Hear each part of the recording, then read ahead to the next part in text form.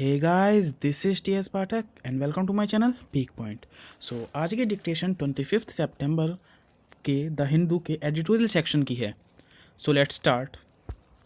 3, 2, 1 start.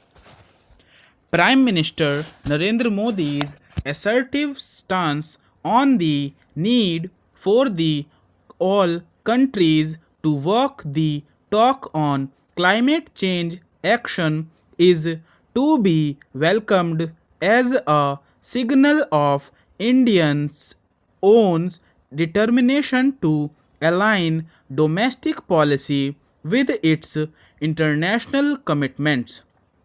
Mr. Modi's comments at the UN Climate Action Summit in New York have turned the spotlight on not just the national contributions pledged under the Paris Agreement on the UN Framework Convention on Climate Change, but also the possibility of India declaring enhanced ambition on cutting greenhouse gas emissions under the pact next year. Several aspects place the country in the unenviable position of having to reconcile conflicting imperatives along with a declared program of scaling up electricity from renewable resources to 175 GW by 2020 and even to 450 GW later. There is a parallel emphasis on expanding coal based generation to meet peaks of demand that cannot be met by solar and wind power.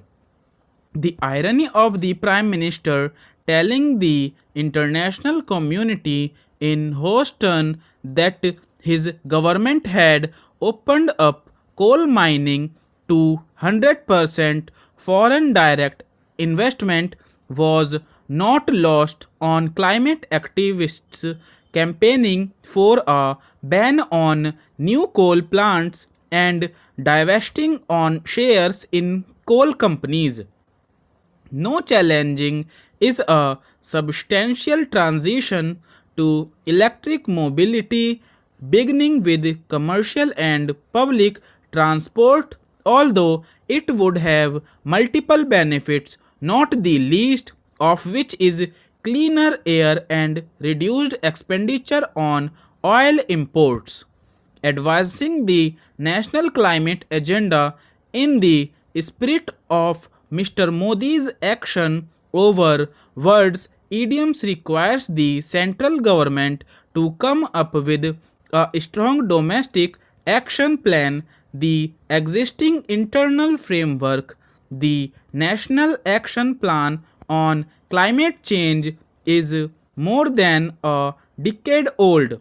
It is lacks the legal foundation to incorporate the key national commitment under the Paris Agreement to reduce the emissions intensity of economic growth by a third by 2030 without an update to the NAPCC and its mission mode programs and legislation approved by states for new green norms governing buildings, transport, agriculture, water use, and so on.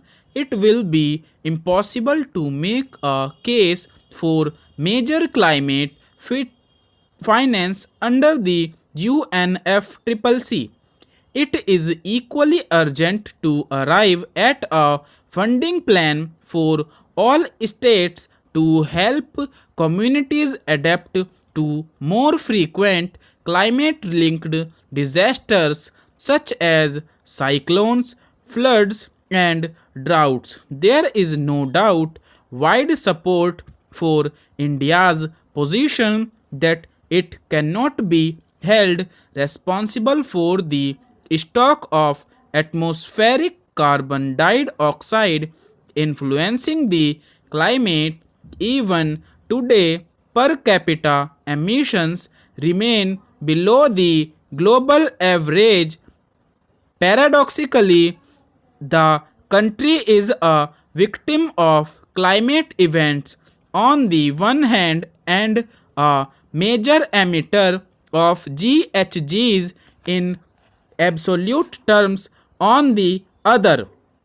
In New York, Mr. Modi chose to rely on the country's culture of environmentalism to reassure the international community on its ability to act.